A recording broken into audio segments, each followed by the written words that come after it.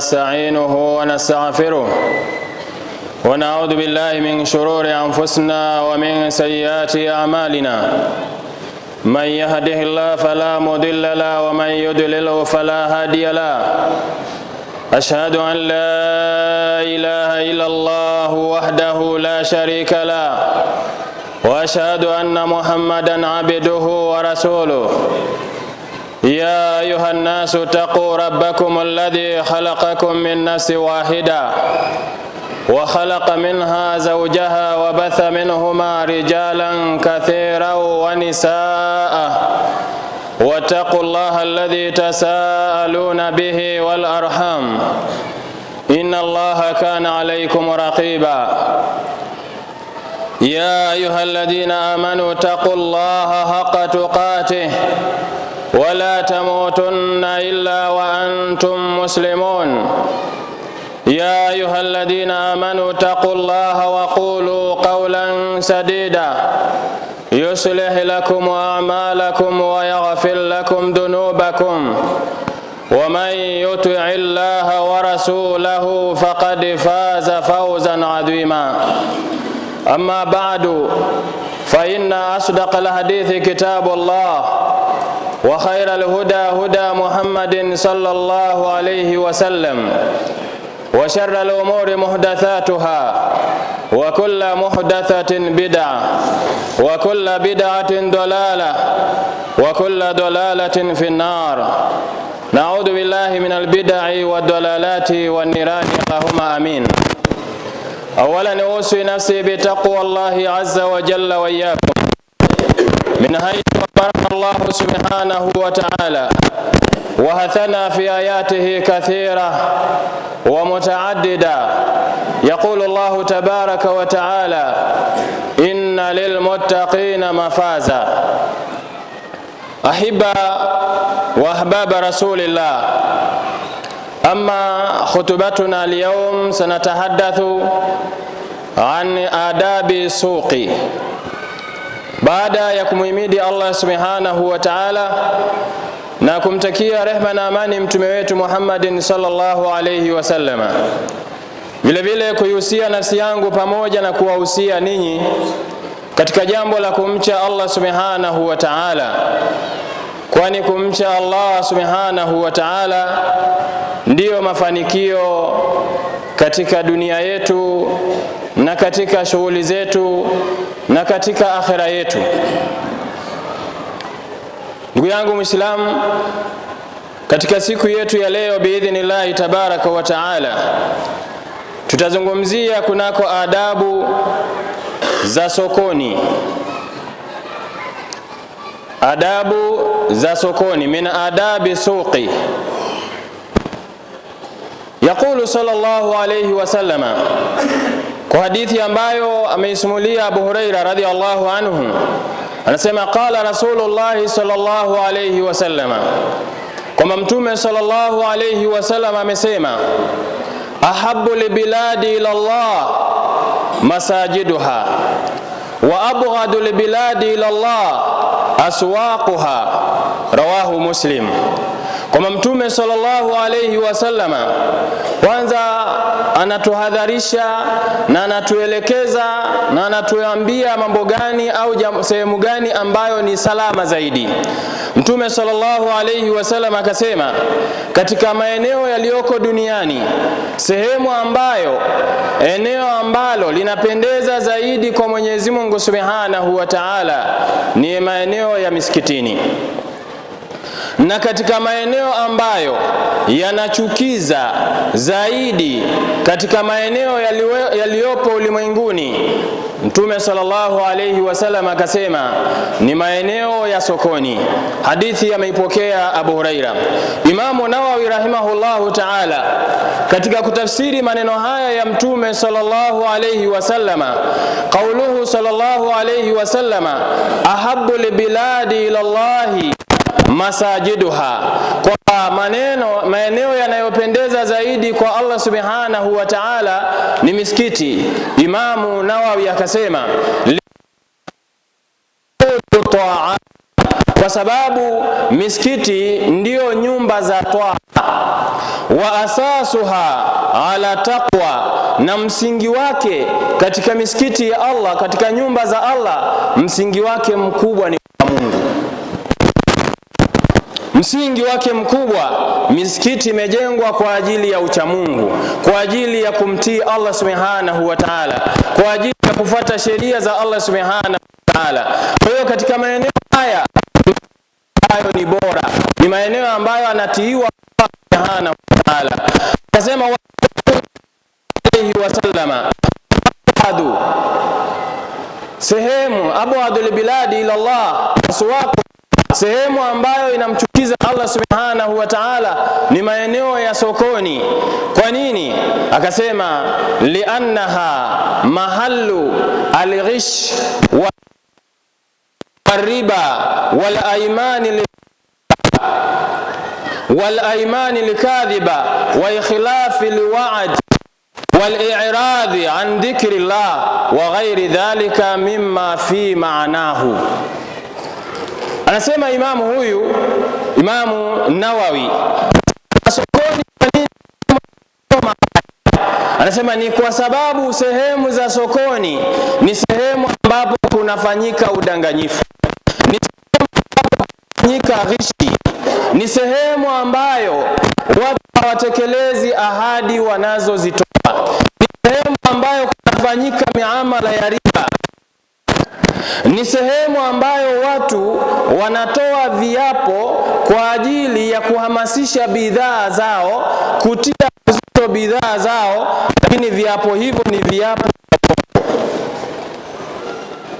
Lakini pia vile vile sehemu ya sokoni ni sehemu ambayo watu wanajitenga na kumtaja Allah subhanahu wa ta'ala, watu mbali kumtaja Allah subhanahu wa ta'ala na mengineyo yanayofanana na hayo. Wale ambao wako masokoni wana uzoefu, wanaelewa machafu yanayofanyika sokoni. Haya ametaja ni sample tu, ni mfano tu wa yale ambayo yeye ameona yataje, kwamba kwa nini ikatajwa sehemu ya soko kwamba ni sehemu mbaya, ni sehemu inayochukiza kwa Allah subhanahu wa ta'ala. Kwa nini? Kwa sababu ya humo. Ndugu yangu Muislamu, miongoni mwa adabu, tukiunganisha na maneno haya ambayo tumeyanukuu hivi punde, miongoni mwa adabu sokoni wanasema tafaquhu awalan. Kwanza, mtu anayetakiwa kuwa sokoni anatakiwa kwanza awe na fiqhi, awe ni mtu ambaye ni mtaalamu wa kuijua dini yake.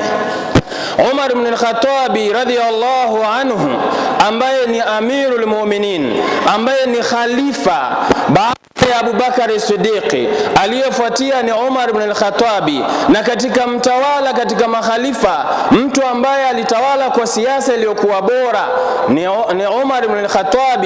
Alifanya futuhati mbalimbali nyingi sana katika utawala wake, na alikuwa katika baadhi ya mambo anaelewa, na anasema kwamba la yabi'u fi suqina, asifanye biashara katika soko letu, man lam yatafaqaha fi din, mtu ambaye hana ufahamu katika dini, mtu ambaye hajui sheria ya dini. Hapa inakupasa Muislamu uweke nukta kidogo. Anasema kwamba mtu ambaye hana ufahamu katika dini, mtu ambaye hajajifunza dini yake, alafu akasema wa illa, na kama sio hivyo, akala riba shaa am aba, na kama sio hivyo, kama hatoingia mtu ambaye ni mtaalamu, atakula riba tu, apende au asipende, atafanya muamala wa haramu, apende au asipende, ni lazima afanye muamala wa haramu. Kwa nini? Kwa sababu hana fiqhi. Lakini leo watu wa sokoni, anapokuja shekhe sokoni, wanamwambia shekhe, huku natafuta nini bwana? Huku sehemu zenu huku. Yani wao ndio wanastahili kuwa sokoni kwa sababu, lakini wale ambao ni wataalamu wa kujua soko na wa kujua sheria, ndio wanaambia huku mnatafuta nini kama vile wamekosea njia? Wakati soko linataka wataalamu, linataka watu ambao wana ya muamala na sio fiqh na kuijua dini yenyewe. Lakini leo watu ambao ni madhaifu, ambao wamekonda, hawana afya kidini, ndio waliojaa masokoni. Yani watu ambao ni madhaifu, wamekonda, hawana afya njema katika dini yao, ndio ambao wanauza na wanaona wao ni watu ambao sokoni, lakini wengine hawatakiwi kuwa. Umar ibn Khattab anasema asiingie sokoni mtu ambaye si mtaalamu. Malik ibn Dinar alikuwa akisema maneno, anasema asuq, soko, mnaoyajua ninyi masoko, faratu lilmali wa madhhabatun lidini. Anasema soko ni sehemu ambayo inafanya mtu akusanye mali, inamfanya mtu anyanyuke kiuchumi. Ni kweli ndio kazi ya soko na ndio kazi ya kuuza na kununua. Anasema upande mwingine ni sehemu ambayo inamaliza dini za watu. Leo wanaingia sokoni na dini, wakawa sokoni kaisha. Wanawake wameingia, wanandoa, ndoa zikaisha. Wameingia na mahijabu ya kaisha. Wako wanaume walikuwa ni Waislamu, wana imani safi, wakaingia masokoni, wakawa hawezi wakafanya biashara, lazima waangalie nyota zao. Mara wanaambizana, nyota yangu imeibwa na fulani, nimeibiwa nyota ndio maana biashara. Umeingia una dini, alafu ukawa kwa sababu ya mapambano ya kufanya biashara. Leo sokoni mate, anasema mate mtu atayachukua, ataenda kufanyia. Haya ni maisha ambayo wanayaishi watu ambao si wataalamu zaidi. Anasema sokoni hatukatai, lakini na ni katika sehemu ambazo ni halali, lakini sio kila halali inapendeza. Hii ni dalili ya kuonyesha kwamba ziko halali lakini zinachukiza. Yani ziko halali zinachukiza, maana yake zinahitaji tahadhari ya hali ya juu. Kwa hiyo miongoni mwa adabu za sokoni, miongoni mwa adabu za mtu anayetaka kuwa sokoni, ni awe ameisoma dini ya Allah, ili ajihadhari na mawimbi, ajihadhari na fitna ambazo ziko sokoni. Jambo lingine ambalo ni katika adabu, miongoni mwa adabu, anasema duau dukhuli suqi, ni dua ya kuingia sokoni. Kwa hadithi ya Umar ibn Khattab kwamba Mtume sallallahu alayhi wasallam, man dakhala suq, yoyote atakayeingia sokoni, faqala, akasema yule atakayekuwa anaingia sokoni, akasema la ilaha illa Allah wahdahu la sharika la, lahul mulku wa lahul hamdu yuhyi wa yumitu wa huwa la yamutu biyadihi alkhairi,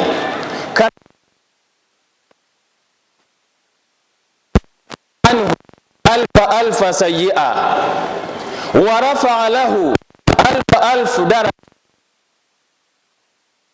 Tirmidhi wa Ibn Majah. Hadithi hii wako wameidhoofisha, wakiwepo Sheikh Al-Albani rahimahullah ta'ala. Mtu anaingia sokoni, angalia maneno haya ya Mtume sallallahu alayhi wasallama kwamba mtu aseme la ilaha illa Allah, kana kwamba sokoni watu wanaenda kupata ukafiri, watu wajadidisha imani zao. Sokoni ni sehemu ambayo watu wameadilika zaidi, na kunahitaji kumtaja Mwenyezi Mungu kwa wingi, tauhidi, la ilaha illa Allah wahdahu la sharika la maabuda bihi,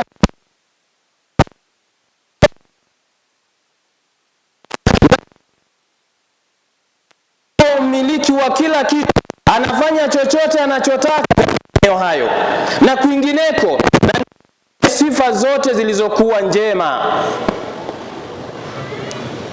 Yuhyi wa yumit. Angalia, anaweza kuhuisha na anaweza kufisha. Hayyu la yamut, yuko hai muda wote, hafi, hapitiwi na kifo. Allah subhanahu wa ta'ala, biyadihi alkhair, mikononi mwake kuko khairi. Kwa nini mnataka? Kama wewe umeweka sababu ya kutafuta, unaanza kujitia mashaka kwamba wewe haufanikiwi kwa sababu ya fulani, wewe haufanikiwi kwa sababu fulani anakuendea kwa waganga. Mtume anasema Mwenyezi Mungu kila kitu kiko mkononi mwake, biyadihi alkhair. Hajasema shari, kwa sababu shari mara nyingi si yenye kuegemezwa kwa Allah subhanahu wa ni kheri, ikiwa ni shari. Kama utafaulu, kama utafeli, rudisha kwamba haya ndiyo makadirio ya Allah subhanahu wa ta'ala. Na wa huwa ala kulli shay'in qadir, wa huwa ala kulli shay'in qadir, ya kila kitu ni muweza, kila kitu anaweza. Akiamua kumnyanyua, akiamua kumshusha yoyote anamshusha, hapangiwi na yoyote. Kaingia sokoni, mkauza bidhaa ya aina moja, mwingine akatajirika na mwingine asitajirike kwa bidhaa hiyo hiyo moja, lakini kamtoa mwingine na mwingine, kwa sababu anayepandisha na kunyanyua ni Allah. Mwenye kusema maneno haya Allah anamwandikia mema milioni, kwa sababu alfu manake ni milioni. Mema anayoyapata kwa kutamka maneno haya. Imekuja baadhi ya maswahaba au baadhi ya watu wema walikuwa wanapanda wanyama ili aisome dua hii apate fadhila hizi, kwamba anaandikiwa thawabu kwa kutamka dua, kufutiwa madhambi, makosa milioni kwa kuitamka dua hii, na anapandishwa daraja kuitamka. Lakini je, watu ambao wanaingia sokoni daily, kila siku,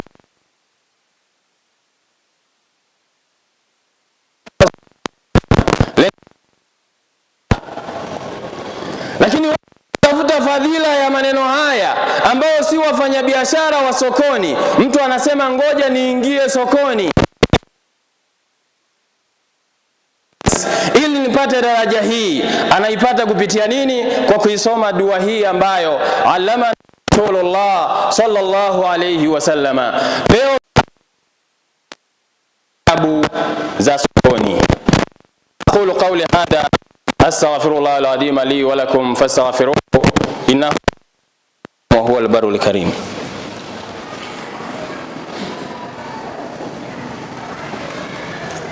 Alhamdulillah hamdan kathiran tayyiban mubarakan fih, wa salli wa sallimu ala rasulina al-karim habibina wa shafiina wa maulana Muhammadin sallallahu alayhi wa sallama. Amma ba'd. Ndugu yangu Muislamu, tunazungumzia miongoni, hatuwezi kuzitaja zote, lakini baadhi kwa siku ya leo, baadhi ya adabu za sokoni. Miongoni mwa adabu za sokoni ni ifsha'u salam, kueneza salamu. Salamu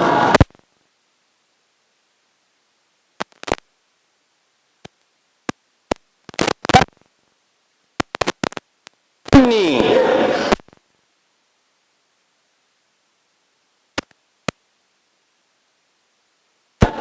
wama li usal wa yusal,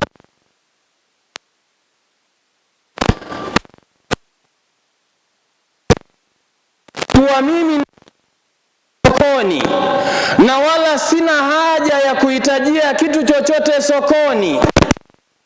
Ninachotaka mimi sokoni nikatoe salamu na mimi nipewe salamu,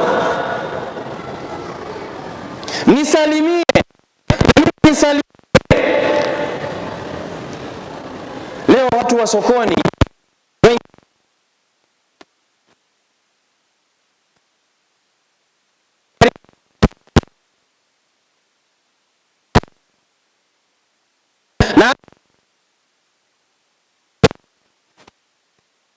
kuhusu na bidhaa yake, unanunua hununui.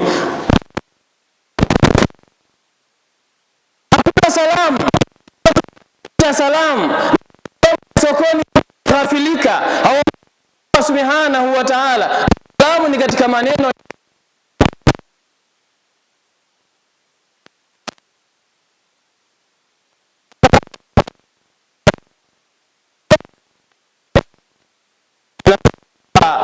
bidhaa zetu. Ndugu yangu Muislamu, adabu na ni katika mafundisho Muislamu kutoa salamu, na katika mafundisho kwamba salamu inatakiwa itawanywe kwa wingi, na salamu yenye baraka.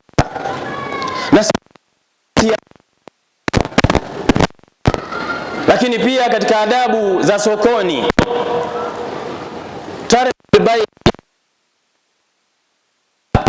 ni wakati wa swala. Hizi ni katika adabu za mtu anayeingia sokoni, ajifunze adabu za kuweza kuamiliana na Allah subhanahu wa ta'ala. Anaposikia wito wa adhana, aache biashara yake, aache shughuli yake, akamtaje Allah subhanahu wa ta'ala. Ya dina nudiya lisalati fas'au.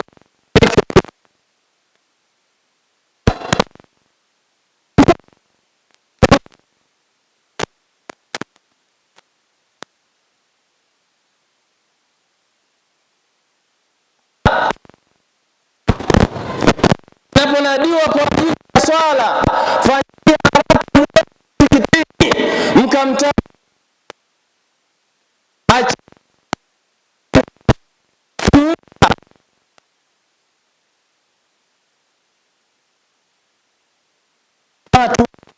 hata katika swala zingine za kawaida. Anaposikia wito, anaposikia adhana, anatakiwa aache biashara yake Allah. Lakini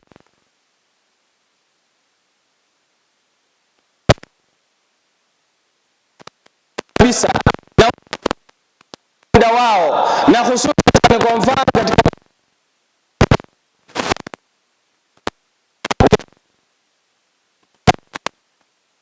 ya kawaida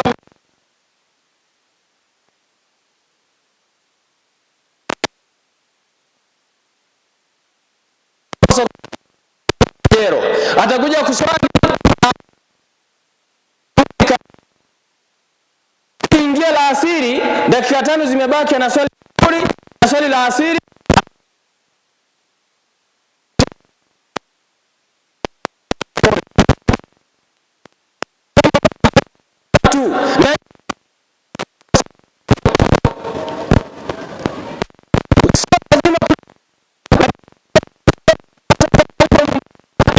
usitekeleze amri ya Allah. Kwa nini usiitike wito wa Allah?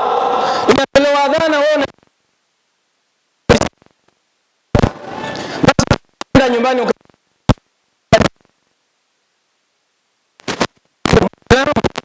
kuitika wito wa Allah subhanahu wa ta'ala, kufaulu. Njooni kwenye kufanya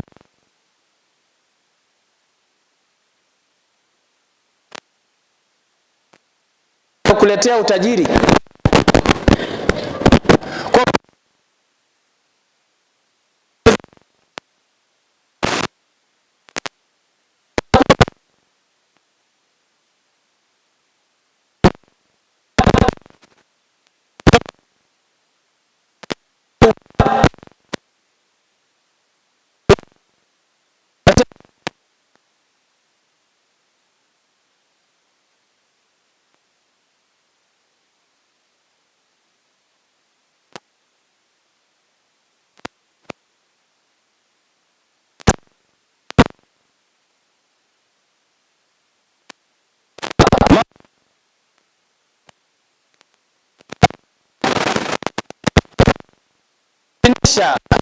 Billahi ta'ala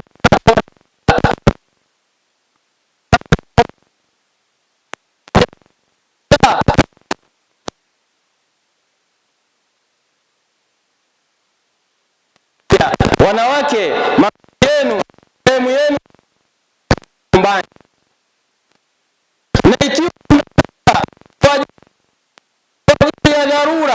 basi msiachie,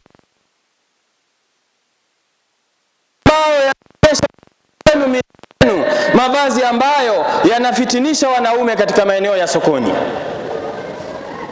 Na hii wasimamizi, kwa sababu wengi wako masokoni wamekosa ndoa, hawana mume, lakini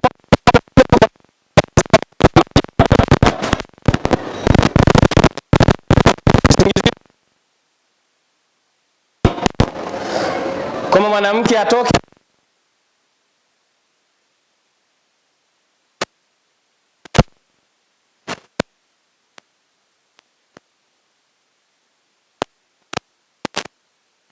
kupata hela,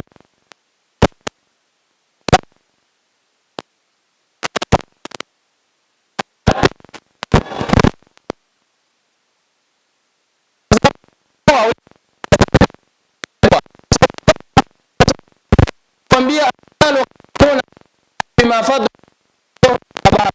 wa bima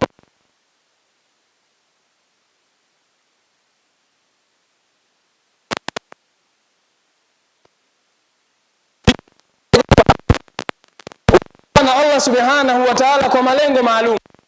Wa bima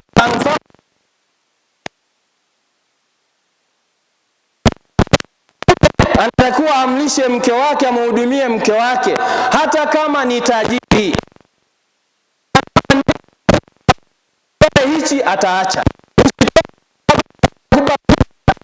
lakini mke ana uchumi, anatoa ruhusa na kuliko wewe, anaweza nguo yote yenye kupendeza, yenye kubana, na wangu umependeza, anaenda kupendeza mpaka sokoni.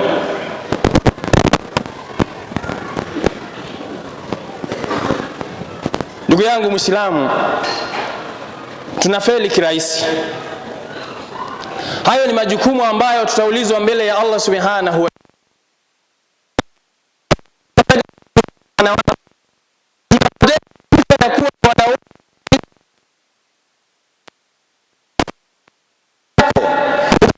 Simamia nafasi yako, ujue itachukuliwa. Simamia, na ndio atakayekuwa anasema kile anachokisema ndio kinakuwa. Wewe ukisema, kwa nini umebaki kuwa wewe ni boya tu? Utanisamehe kama nimekugusa, lakini sina namna ya kuambia. Mwanamke anatakiwa atoke, lakini atoke kwa vigezo vya kisheria aliweka Allah subhanahu wa ta'ala, na umruhusu mwanamke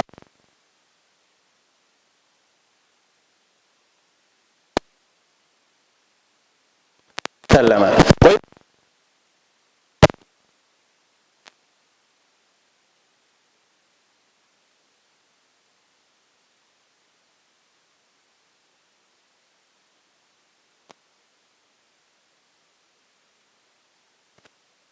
الدنيا حسنة وفي الآخرة حسنة وقنا عذاب النار. اللهم اغفر لنا والمؤمنين والمؤمنات والمسلمين والمسلمات.